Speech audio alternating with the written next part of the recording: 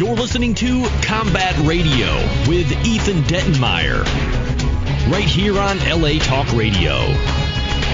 Hey, joining us now is our good friend, of also an interesting guy. Everyone's interesting today, people. Tyson Sainer. Tyson, how are you? Hello, everybody. How are we today? Good. We're good. I still haven't figured out that greeting yet. Oh well.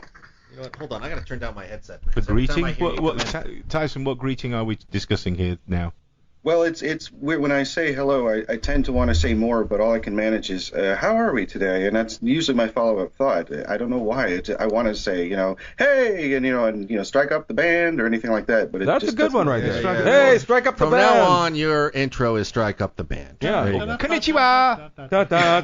See, now we're going on a tirade. All right, maybe not. The most interesting man joining us. Yes. Tyson. You're on with screenwriter Carl Gottlieb, Tom Vitorino, Mark Ryan, otherwise known as the Big Robot Bumblebee. Oh, it's a great honor. It's awesome. No, it's awesome having you back. I wanted to include Carl in this part of the conversation because you've got a movie to review, and I'll just turn it over to you. Go. What do you got, Tyson Sainer? Well, I thought maybe we would talk a little bit about House on Haunted Hill today, unless there was something else. No, that's it. We actually opened the show with that intro, the intro to the film, the original. Oh, yes. Film. Yeah, William Castle. Did you ever meet William Castle, Carl? Yes, I did. You did? Yes. How was he to meet? He was darkly cynical about audiences. They existed to be manipulated. Pull your mic. I don't want I can't have anyone miss your conversation. My mic, not so much of a big deal, but you got to pull your mic closer. Okay. There you go. Get comfortable. You got to really jump on this thing. The William Castle is the guy who invented the tingler. He actually would partially electrocute members of the audience in order to give them a shocking feeling during the course of the movie. If the theme was electromechanical, he would wire the theater. Yeah, he there was definitely a stroke of showmanship with him. I mean, I love that we were talking earlier about how he'd have ambulances outside the theater just to kind of in case someone had a heart attack. And he had, what is it, Tyson, you've probably read up on him. He had a fright break where one of the movies he stopped it. The movie stops at like the last 10 minutes and says the final 10 minutes of this film are so frightening. You now have the option to leave. Or you know what? He did he also he produced, if I'm not mistaken, Rosemary's Baby, and was really kind of confused on the Polanski decision to, the Robert Evans hire Polanski to direct. I mean, that's kind of how he exited the business. Is like, who is this guy? And you're laughing. No, because William Castle was very old school. He came from that legendary troupe of showmen who would four-wall theaters. They'd make a movie for $1.50. Yeah. They'd rent theaters where they would keep all the receipts. They would blow into a town, saturate the radio market with cheap spots, kind of Sunday. Yeah, Guitar Center, yeah. And then get in, get out. And they'd do these films that nobody would ever go back to see, but you'd never get an opportunity. They were there once and they'd move on, like a snake oil show. What was the movie? He did a film, maybe you guys know. He did a film, and it's actually really well done on the Castle level, where he had a man playing a woman playing a man. And that's the psycho who... Oh, my God. You know the movie I'm talking about? No, I'm tapping at my little iPhone now, looking... Everyone's bringing up But, oh, yeah, I'm looking at stuff, too, here, trying to find it. What is that movie? Do you guys know? Mark, do you know? A man playing a woman playing a man. No, but it's brilliant because at the end when they show in all the end credits, they come out. They have like a split screen where he comes out as the. The one I didn't get was in a film called Freebie and the Bean, which was one of my favourite films with James Caan and Alan Arkin. Did you see a film called Freebie and the Bean? I remember. It's a William Castle movie. Alan Arkin was in Freebie and the Bean. Yeah, there you go. Yeah, one of the funniest moments. I almost fell off out of the seat, choking with laughter, where they crash the car off the freeway in San Francisco, and it goes into the old couple's bed room, and there they are with their car parked literally. I thought that was the funniest thing. I think we're getting a little off topic. Anyway. I mean, 63 feature film, Shanks, Project X, Busybody, Let's Kill Uncle Before Uncle Kills Us, I Saw What You Did, The Nightwalker, Straitjacket, Old Dark House, 13 Frightened Girls, Zots, Mr. Sardonicus, Homicidal, 13 Ghosts, The Tingler, that's the one we're talking about. Right. House on Haunted Hill, Macabre, A Man with a Camera, Target, The Californians, Men of Annapolis, Science Fiction Theater, Uranium Boom, The Houston Story, A Man Called X, Duel on the Mississippi, The Gun That Won the West, The Americano, Masterson of Kansas, Law versus Billy the Kid. He did everything. The Iron Glove, Drums of Tahiti, Jesse James versus the Daltons, Battle of Rogue River, Charge of the Lancers, Slaves of Babylon. That's a title. Slaves of Babylon. That's a hit. Yeah. I like the 13 frightened girls. That's the Johnny Stool Pigeon. Was Johnny Stool Pigeon? Johnny Stool Pigeon. That's a fantastic one. That's hilarious. Is that now? Is House on Haunted Hill? That's the movie that he shot in what he called like emergic. What is it, emergico? Or he had some kind of word for it, where a skeleton would come out from a hiding place in the theater at the point when the skeleton in the movie comes out, or something the movie. He was big on interpreting real-world effects into the cinema experience. Like I said, he would put electric, shockers in the seats. The insurance company said, you can't do that. You're going to kill somebody, and then it's going to cost us a lot of money. But see, that in itself, he would make some marketing thing out of this. This movie I've been warned by insurance. I think he actually did that, where you could take out an insurance policy on the audience. Exactly. Didn't he do that once? Yeah, on House on Haunted Hill, he says, see it with someone with warmer hands. Tyson, let's turn it over to you for a minute. Tell us about the film itself. House on Haunted Hill, the original, of course, with Vincent Price, Richard Long, Carol O'Mart, Elijah Cook Jr. Yes. Well, it's the millionaire invites people to a house for a party that is supposedly the idea of his wife, as he introduces in the beginning of the film, with the technique of using the floating head superimposed over the establishing shot of the house, which makes it kind of eerie right from the gate. I mean, even before that, you hear the screaming, which in my version of the movie, I don't know, it probably happened in theater as well, but that scream comes in complete darkness. There's no titles or anything when you hear that first scream. I believe the technology was called Emergo. Emergo, that's what I was trying to think of. Emergo, that's what. Go ahead. No. I'm just, you'd hit the name on the head. That's exactly what I was trying to recall. I knew he called it something. Go ahead. Oh yeah, and a plastic skeleton would fly over the audience at the appropriate time. And having now seen the film, I can imagine when that would have occurred. Yeah, I don't know if you guys have seen this film lately. Turner Classic Movies runs it every October, but I'm pretty sure the skeleton is credited as himself on it, and I'm being serious. I think the skeleton. He's the last credit on the credits for the cast. It says skeleton as himself or something. That's hilarious. I'm going to have to look that one up. I'm sorry. Go ahead. I'm willing to bet that's what. One of the reasons we're talking about this is we did a broadcast, and you'll be able to catch elements of it on our YouTube channel, Combat Radio Images, from the House on Haunted Hill, where we were trying to put together. And I got to bring Marcus in for this part, but we're trying to put together a screening of House on Haunted Hill at the House on Haunted Hill, which was, designed by Frank Lloyd Wright and is now like $6 million into renovations. The thing is just massive, but more on that in a few minutes. But go ahead, back to the movie, Tyson. Well, I was just going to say there's a great homage to William Castle, the film Matinee, directed by Joe Dante back in 1993, which I've seen a few times, and it really captures that coming into town and setting up the road show and getting people into that, that one-of-a-kind experience in the movie theater that you really can't get from watching a movie at home unless you've got the appropriate props and whatnot. But Matinee, has anybody seen that movie? Matinee? No, I haven't seen it, but isn't that based on him? It's complete. Yeah, absolutely. I'm sorry, go ahead. Yeah, I was going to think it's not a compilation film. It's not like Grindhouse where they're giving a matinee. It's just a matinee of this particular show, right? The film within a film, right? Yes, it does have the film within the film. Absolutely, it's got the setup and having to clear everything with the theater managers and the elaborate preparations that go in. And it's set during the Cuban Missile Crisis, so there's a definite air of, I guess you could say, menace in the air in it, but it's generally kind of a lighthearted family comedy with some really great drama in it. But I'm sorry, getting back to House on Haunted Hill, I'm sorry, did you have a question about that, Ethan, or was there a specific something? No. Go ahead, I'm just listening. So obviously, little bits of I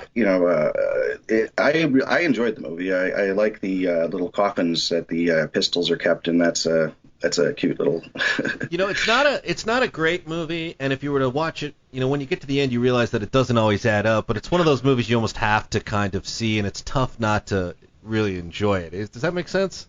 Oh, absolutely. I mean, it's got great things in it, and it's always fun to watch Vincent Price. I never get tired of, watching him do his thing. I don't know how else to put it, Well, he's got two classic lines in the film, if I remember them right.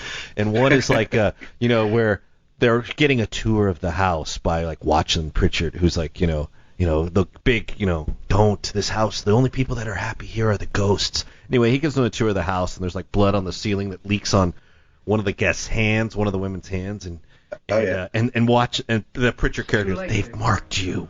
And she's like, "Oh please, who would want to haunt me?" And Vincent Price goes, "Well, I would think any well-respected male ghost."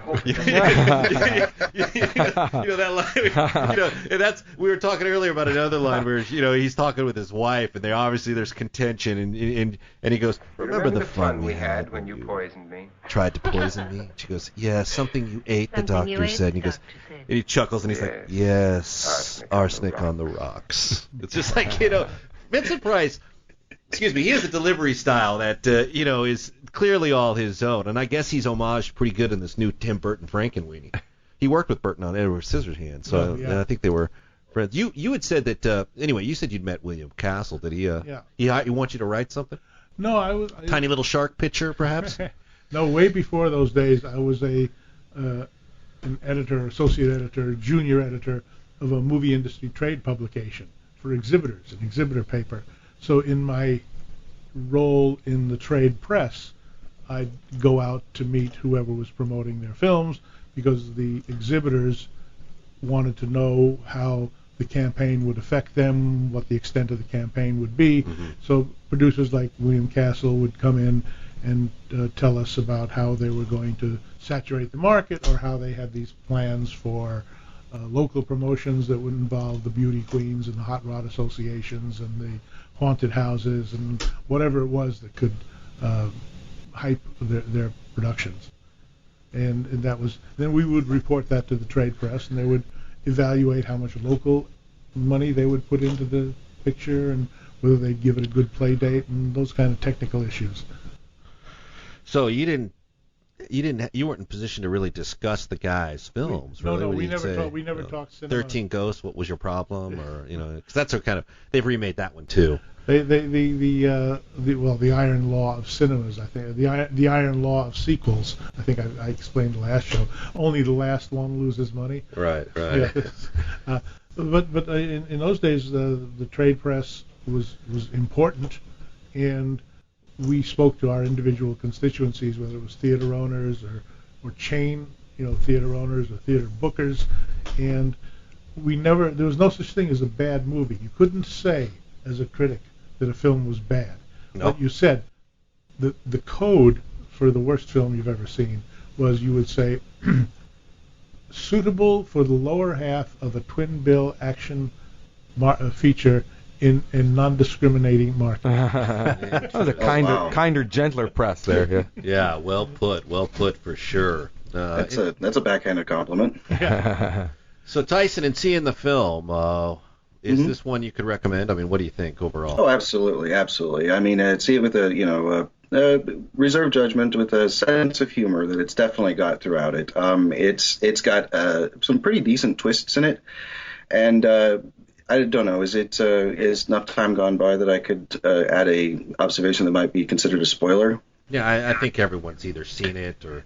Well, Elijah Cook at the beginning, when he has his little voiceover, talks about how he was barely alive when they found him. And as I'm watching the movie, I kept waiting for some payoff to that, and I realized I guess he was just probably, because he starts drinking about halfway through the film, the character does, Watson Pritchard. So I'm guessing he probably had drunk himself into a stupor when they quote-unquote, found him. Well, the movie does center around cocktails quite a bit. Oh, yes. You notice. I mean, they're constantly going back to the bar in that film, which that's one of the elements I like. I like this movie. There's already. There's also, I mean, I don't know if I'm reaching on this, but there also seems to be a slight gun control message in the film when he presents them with party favors, the little coffins, and there's 45s in them. And basically they all go into sort of a different sort of diatribe on how dangerous guns are. Guns, don't solve any problems, and you can easily make a, and it's even, and Vincent Price even demonstrates, he's like, I'm sure you all know how this works, fairly easy actually. Pick it up, pull back this lever and bang. You know, And it's bang. like illustrating how easy it is to pick up a gun, and it's interesting. As a go ahead. cast gift on the first day of shooting of Liz Taylor and Richard Burton's movie in Mexico, John Huston gave each member of the cast a pistol. Excellent. Wow. A real gun. Oh wow. There you go. I'm not sure what message that sends, but After the film, everybody shoots each other, and it saves them having to pay everybody's, were they? bar tab. Had they already been divorced once, or? Yeah, it was a tempestuous relationship. What's the name of the girl in that Lolita? There was a young woman in that. Oh yes, I'll find it. Our researchers are on it, Carl. Yeah. But they give them all guns. Yeah. Yeah, they real guns are just, and it was I guess it was Mexico primarily. I guess you could say it was for self-defense in the wild and woolly beach town of Puerto Vallarta. Puerto Vallarta. Yeah. Yeah. Yes. Sue Lyon is the name. Sue Lyon. Yes. And what was the film? The film was Sue Lyon. Help me out. Black and white film. I'm John Huston. Okay. The researchers are at it. Tyson's on it right now. Yep. Somebody's One of got those attention John in- Huston films. I know which one it wasn't. Wasn't Victory. Wasn't it wouldn't be Sierra Madre. Wouldn't be The Dead. No. Would it be Night of the Iguana? Not Perhaps Night- not. Night of the Night of the Iguana. Iguana. Night of the Iguana. There you go. There he's got it. Yeah, so Awesome. I would say actually see House on Haunted Hill. I think it's a pretty fun movie. It's not Absolutely. like I said, it's not gonna. If you're a real logical film, watching enthusiast, you're gonna have problems with it because they're all through the movie. Lance Schroeder, test pilot. Whatever it is. The fact that it's like a conspiracy, but it's one of those movies like I cannot turn it off. When Robert Osborne introduces it, the movie's on for the next hour and 15 minutes. Yeah. I'm in. I know how it ends. I know the story. I know the skeleton is credited as skeleton. I'm gonna watch the entire thing. So I would recommend a double feature with Murder by Death. Murder by Death Murder is a by good Death. one as well. That actually make a great stage play, I think. Murder by Death. Oh yeah. You familiar with Murder by Death, Carl? Refresh my memory. Truman Capote hosts a dinner party where all like Peter Sellers is Charlie Chan, David Nevin and Maggie Smith are the Thin Man couple. Sounds very arch. I'm afraid. Neil I Simon. Yeah. What did he ever do? What did Neil Simon ever do? It sounds like one of those lost treasures. One of those things that when you're flipping around the channels, or on TCM, or you're looking through Netflix or watching for something you haven't seen before, and you go, all right, Murder by Death, Neil Simon. Look at this cast. That's something that the modern media permits you to do. It's not like you have to wait for it to show up at the museum. I love that fact that now that you've put this movie in my head, I can go home and find it Yeah. and watch it. Yeah. And When you're done with Sons of Anarchy, Yeah. Carl, just a put on segue. Murder by Death. Put on a little Neil Simon. It's a segue. It's a natural transition.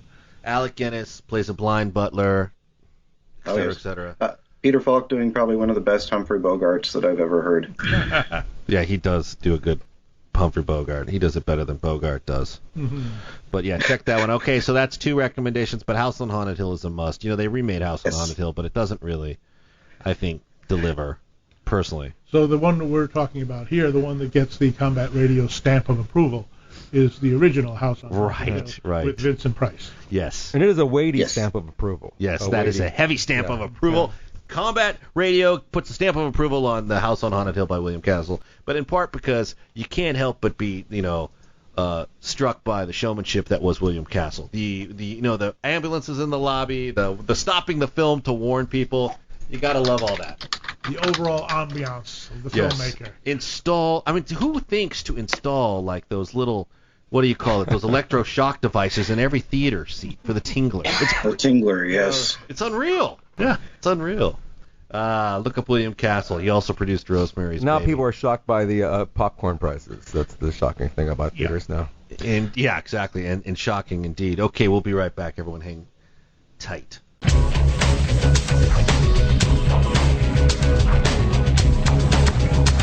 You're listening to Combat Radio with Ethan Dettenmeyer, right here on LA Talk Radio.